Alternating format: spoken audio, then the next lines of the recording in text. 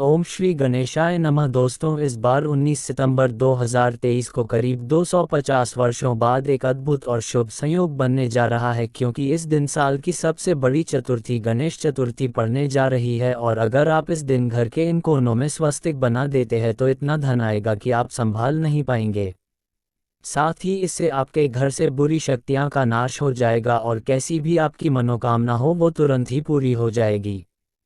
तो दोस्तों, आज के इस वीडियो में हम आपको बताएंगे कि गणेश चतुर्थी के दिन घर में इस जगह स्वस्तिक बना देते हैं तो गणेश भगवान बहुत ही शीघ्र प्रसन्न होकर आपकी सभी मनोकामना पूर्ण कर देते हैं। तो जानेंगे स्वस्तिक से जुड़ा वो कौन सा उपाय और कौन सी पूजा विधि है जिससे गणेश भगवान खुश होकर गणेश चतुर्थी पर आपकी सभी मनोकामनाएं पूर्ण कर देंगे। और दोस्तों, यदि आप भी अपने जीवन में गणेश भगवान की कृपा पाना चाहते हैं तो इस वीडियो को लाइक करके कमेंट में ओम श्री गणेशाय नमः लिखना न भूलें। दोस्तों, किसी भी शुभ काम के पहले या किसी भी नई चीज़ के इस्तेमाल से पहले उसमें कुमकुम, सिंदूर या हल्दी का स्वास्तिक बनाने की प्रथा सदियों से चली आ रही है। ऐसा माना जाता है कि ये घर में खुशहाली लाने का एक आसान तरीका है। स्वास्तिक को मंगल ग्रह का प्रतीक माना जाता है।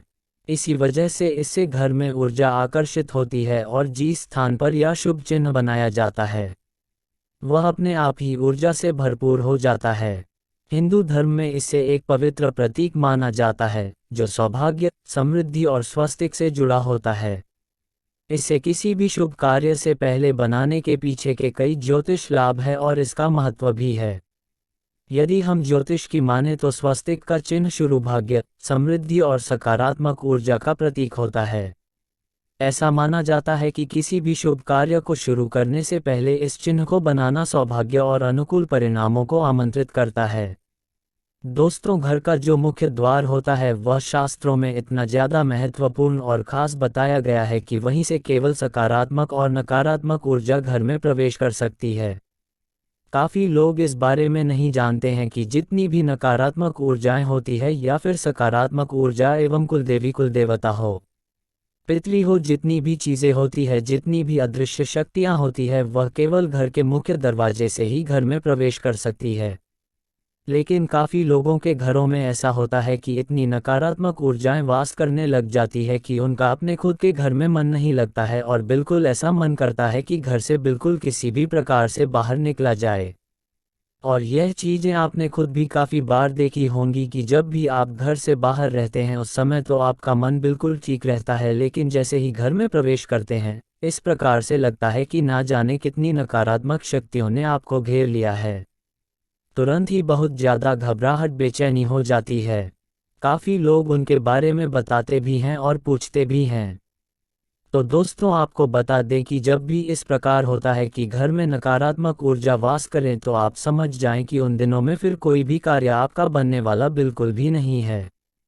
जितनी भी आप कार्य करेंगे उन सभी कार्यों में बिल्कुल ही निराशा हाथ लगने वाली है, क्योंकि जितनी भी शुभ लाभ, सुख, समृद्धि, धन की चीज़ें होती है वह वहीं पर आकर्षित होती है जहां पर सुख वास करता है, यानी कि सकारात्मक ऊर्जा। ये जहां पर वास करती है केवल वहीं पर सुख बरसता है, नहीं तो नकारात्मक ऊर्जा केवल दुख को ही आकर्षित करती है। दोस्तों, अब आपको ये भी बता दें कि काफ़ी घरों में ऐसा होता है कि पितरों के कारण भी कष्ट होते हैं, क्योंकि अगर पितृ प्रसन्न नहीं होते हैं या फिर पितृ अगर संतुष्ट ना हो तो ऐसे घर में हमेशा ही लगातार संकट घेर के रखता है। कहीं ना कहीं से परेशानी उत्पन्न होती रहती है। जितनी भी मेहनत लोग करते हैं उन्हें उनकी मेहनत का लाभ मिल ही नहीं पाता है। इसीलिए कहा जाता है कि पितरों का साथ होना बेहद आवश्यक होता है। जिस भी व्यक्ति पर पितरों का हाथ होता है तो ऐसा व्यक्ति कभी भी निराशा को अपने जीवन में नहीं देखता है। चाहे उसके जीवन में कितना भी कष्ट हो, पितृ उसके सभी संकट को ढाल की तरह अपने ऊपर ले लेते हैं। इतना ज़्यादा महत्वपूर्ण पितरों को बताया गया है। अब आपको ये भी बता दें कि पितरों का जो स्थान होता है वो घर का मुख्य द्वार होता है। घर के मुख्य द्वार पर जो ऊपर वाला स्थान होता है वहीं पर पितृ और कुलदेवी कुलदेवता वास करते हैं, जिससे घर के पितृ स्ट्रांग नहीं होते हैं या फिर कुलदेवी कुलदेवता स्ट्रांग नहीं होते हैं तो उस घर में हमेशा ही नकारात्मक ऊर्जा वास करती है। और जहां पर नकारात्मक ऊर्जाएं निवास करती है वहां पर घर के सभी लोगों में आपस में इस तरह से लड़ाई होती है। इस तरह से युद्ध होता है कि जैसे पता नहीं कितने बड़े दुश्मन हो। तो आपको ये भी बता दें, ये सभी चीज़ें केवल नकारात्मक ऊर्जाओं के कारण होती है। अगर घर में सकारात्मक ऊर्जा आए हो तो वहाँ के सभी लोग समझदार हो जाते हैं, शांत हो जाते हैं, संतुष्ट हो जाते हैं। लेकिन अगर नकारात्मक ऊर्जा किसी घर में वास करती हो तो वहाँ पर बीमारी होना, हमेशा ही तनाव बना रहना, चिंता बनी रहनी, धन की समस्याएं होना, कर्ज बढ़ जाना, शत्रु का घेर लेना, इस प्रकार की सभी नकारात्मक ऊर्जाएं वहाँ होने लग जाती है। तो सबसे पहले आप इस चीज़ को यह समझें कि आपके घर का जो मुख्य दरवाज़ा है, जो घर का मुख्य द्वार है, उस पर हमेशा ही हर महीने एक स्वस्तिक बनाना है और उसे हर महीने चार्ज भी करना है। काफ़ी लोग तो ऐसे होते हैं कि साल में कभी 5 साल में एक बार स्वस्तिक बनाकर उसे कई सालों के लिए फिर भूल जाते हैं, और जबकि इस बात पर ध्यान ही नहीं देते हैं कि घर का मुख्य द्वार सबसे ज़्यादा मुख्य है, तभी तो उसे मुख्य कहा जाता है। तो आप इस बात का ध्यान रखें कि स्वस्तिक को हर महीने आपको रिचार्ज करना है। स्वस्तिक के बड़े ही ज़्यादा लाभ होते हैं और इसकी जितनी भी डंडियाँ होती है, जो इसके लेग्स होते हैं, इसमें जो स्पेस होता है, वह सभी चीज़ें तंत्र को दर्शाते हैं। स्वस्तिक एक प्रकार से यंत्र होता है जो सुख को आकर्षित करता है। यानी कि आपके जीवन में सुख, समृद्धि, धन, यश, वैभव सभी चीज़ों को आकर्षित करने के लिए यह एक यंत्र होता है। इस बात का भी ध्यान रखा करें कि अगर आपके घर में धन की समस्याएं हैं तो केवल हल्दी से ही स्वस्तिक को बनाना है, और अगर आपके घर में बच्चे आपका कहना नहीं मानते हैं, धन की समस्याएं भी होती रहती हैं, तब आपको अष्टगंध का इस्तेमाल करना है या सिंदूर में चंदन मिलाकर भी स्वस्तिक घर के मुख्य द्वार पर बनाया जा सकता है। इससे बहुत ही ज़्यादा लाभ मिलते हैं। ये गुप्त विधि है कि सिंदूर में आपको चंदन मिलाकर ही स्वस्तिक को बनाना है। इससे पितृ प्रसन्न होते हैं, कुलदेवी का कुल देवताओं का साथ बना रहता है और उस घर में नकारात्मक ऊर्जा ये बिल्कुल भी प्रवेश नहीं कर पाती है। जिस घर में हर महीने स्वस्तिक चार्ज भी होता रहता है तो वहाँ पर नकारात्मक ऊर्जा प्रवेश नहीं करती। अब दूसरी चीज़ आपको ये ध्यान रखनी है कि घर का जो मुखिया है और घर के मुखिया की जो डेट ऑफ बर्थ है, उसी का भाग्य अंक निकाल कर आपको अपने घर के मुख्य द्वार पर अंदर की ओर लिख लेना है। और जब भी आप घर से बाहर निकलते हैं या फिर बाहर से घर में आते हैं तो बस उस अंक को रोजाना आप छूना शुरू करें।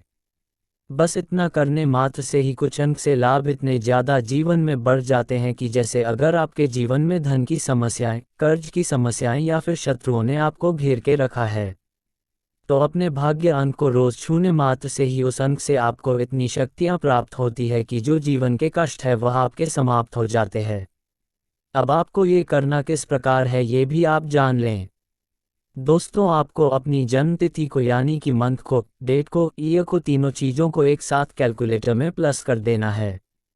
4 अंकों का डिजिट निकालिएगा, फिर चारों अंकों को भी अलग अलग करके प्लस कर देना। बस सिंगल डिजिट आपको निकालनी है। जब तक सिंगल डिजिट नहीं निकल जाती है तब तक सभी अंकों को एक दूसरे से प्लस करते जाए, और जब सिंगल डिजिट निकल जाती है 1 से 9 के बीच में तो बस वही आपका भाग्य अंक है। इस अंक को अपने घर के मुख्य द्वार पर इस प्रकार से लिख ले कि घर से बाहर जाते समय इसको छुए और जब बाहर से अंदर आए तब भी इसको रोज छुए। अब जो घर के और भी लोग हैं वो अपने लिए भी करना चाहते हैं तो वह अपने अलग अलग कमरे में या किसी भी दीवार पर अलग किसी भी कागज़ पर लाल पेन से या फिर लाल स्केच पेन से अपने भाग्य अंक को लिख सकते हैं, या फिर जहां पर आप सोते हैं बस वहीं पर छोटा सा आप अपना भाग्य अंक लिख कर रख लें और उसको छूना शुरू करें। सिर्फ इतना करने मात्र से नसीब बहुत ज़्यादा बलवान बनता है, और अगर आप अपने भाग्य अंक के संपर्क में रहते हैं यानी कि अपनी सराउंड ही को अपने भाग्य के अनुसार बनाते हैं तो जीवन में सफलता निश्चित ही आती है। अब आप ये देखिए कि भाग्यांक केवल डिजिट नंबर या कोई एक अंक नहीं है, बल्कि यह चीज़ें आपके घर की अदृश्य शक्तियाँ को दर्शाती है। यानी कि इस भाग्यांक में आपने जन्म लिया है तो इस प्रकार से आप अपने भाग्य की जो है उससे संपर्क में जुड़ जाते हैं और वहीं से आपको हीलिंग प्राप्त होती है। आपको ये भी बता दें कि जितने भी अदृश्य शक्तियाँ होती है, जितनी भी सकारात्मक शक्तियाँ होती है, वह एक प्रकार से एंगल ही कही जाती है। यानी कि ये इतने ज़्यादा अच्छे होते हैं कि बस केवल आपकी मदद करना चाहते हैं। अगर आप किसी भी तरह से उनसे संपर्क बनाना जान जाते हैं तो चाहे आप उन्हें फिर कुछ भी कहें, निश्चित ही आपके कार्य को करते हैं, बल्कि सकारात्मक ऊर्जा का कार्य केवल इतना ही है कि वह उस व्यक्ति की मदद करें जो केवल दुख में होता है, परेशानी में होता है, या जो भी जिस भी व्यक्ति के जीवन में संकट हो। अगर वो उन अदृश्य शक्तियों से संपर्क बना लेता है तो उसे निश्चित ही सहायता सफलता प्राप्त होती है। यानी कि हर तरह से बस वह आपकी मदद करना चाहते हैं। इसी प्रकार से नकारात्मक ऊर्जा जो होती है वो केवल जीवन से सुख को खाना चाहती है, दुख देना चाहती है, कष्ट देना चाहती है। तो जो नकारात्मक ऊर्जा होती है उससे तो लोग संपर्क बना लेते हैं, गलत कर्म करके, गलत चीज़ों को करके, गलत कार्य करके। लेकिन उन्हें इस बारे में जानकारी नहीं होती है कि सकारात्मक ऊर्जा से किस प्रकार संपर्क बनाया जाता है।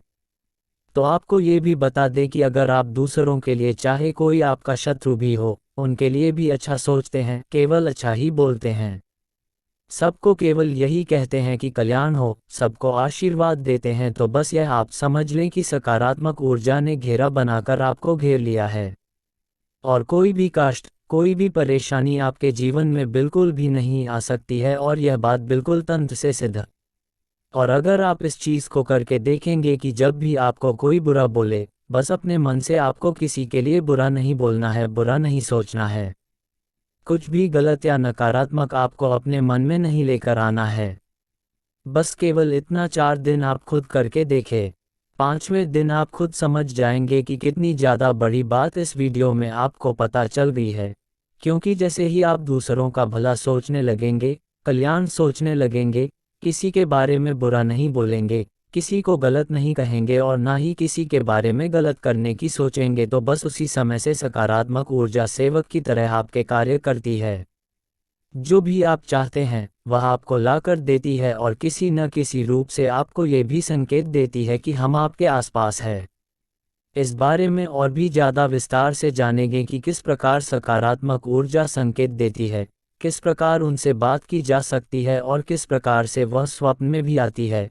क्योंकि जैसा कि आप जानते हैं कि नकारात्मक ऊर्जा घबराहट देकर, परेशानी, कष्ट देकर दर्शाती है कि नकारात्मक ऊर्जा आपके आसपास घूम रही है। उसी प्रकार से सकारात्मक ऊर्जा भी संकेत देती है, बल्कि नकारात्मक ऊर्जा से ज़्यादा स्ट्रांग संकेत देती है, जो बड़ी आसानी से समझ भी आ जाती है। दोस्तों, आइए अब आपको गणेश चतुर्थी की व्रत कथा सुनाते हैं, जिससे सच्चे दिल और साफ मन से सुनने मात्र से आपकी हर इच्छा पूरी हो जाएगी। पहली कथा पौराणिक एवं प्रचलित श्री गणेश कथा के अनुसार एक बार देवता कई विपदाओं में घिरे थे, तब वह मदद मांगने भगवान शिव के पास आए। उस समय शिव के साथ कार्तिकेय तथा गणेश जी भी बैठे थे। देवताओं की बात सुनकर शिव जी ने कार्तिकेय व गणेश जी से पूछा कि तुम में से कौन देवताओं के कष्टों का निवारण कर सकता है। तब कार्तिकेय व गणेश जी दोनों ने ही स्वयं को इस कार्य के लिए सक्षम बताया। इस पर भगवान शिव ने दोनों की परीक्षा लेते हुए कहा कि तुम दोनों में से जो सबसे पहले पृथ्वी की परिक्रमा करके आएगा वही देवताओं की मदद करने जाएगा। भगवान शिव के मुख से यह वचन सुनते ही कार्तिकेय अपने वाहन मोर पर बैठकर पृथ्वी की परिक्रमा के लिए निकल गए, परंतु गणेश जी सोच में पड़ गए कि वह चूहे के ऊपर चढ़कर सारी पृथ्वी की परिक्रमा करेंगे तो इस कार्य में उन्हें बहुत समय लग जाएगा। तभी उन्हें एक उपाय सूझा। गणेश अपने स्थान से उठे और अपने माता पिता की 7 बार परिक्रमा करके वापस बैठ गए। परिक्रमा करके लौटने पर कार्तिकेय स्वयं को विजेता बताने लगे। तब शिवजी ने श्री गणेश से पृथ्वी की परिक्रमा न करने का कारण पूछा। तब गणेश ने कहा, माता पिता के चरणों में ही समस्त लोग हैं। ये सुनकर भगवान शिव ने गणेश जी को देवताओं के संकट दूर करने की आज्ञा दी। इस प्रकार भगवान शिव ने गणेश जी को आशीर्वाद दिया कि चतुर्थी के दिन जो तुम्हारा पूजन करेगा और रात्रि में चंद्रमा को अर्घ्य देगा, उसके तीनों ताप यानी देह ताप, दैविक ताप तथा भौतिक ताप दूर होंगे। इस व्रत को करने से व्रतधारी के सभी तरह के दुख दूर होंगे और उसे जीवन के भौतिक सुखों की प्राप्ति होगी। चारों तरफ से मनुष्य की सुख समृद्धि बढ़ेगी, पुत्र पौत्रादि धन ऐश्वर्य की कमी नहीं रहेंगी। गणेश चतुर्थी व्रत की दूसरी कथा एक समय की बात है। राजा हरिश्चंद्र के राज्य में एक कुम्हार था। वह मिट्टी के बर्तन बनाता, लेकिन वे कच्चे रह जाते थे। एक पुजारी की सलाह पर उसने इस समस्या को दूर करने के लिए एक छोटे बालक को मिट्टी के बर्तनों के साथ हवा में डाल दिया। उस दिन संकष्टी चतुर्थी का दिन था। उस बच्चे की माँ अपने बेटे के लिए परेशान थी। उसने गणेश जी से बेटे की कुशलता की प्रार्थना की।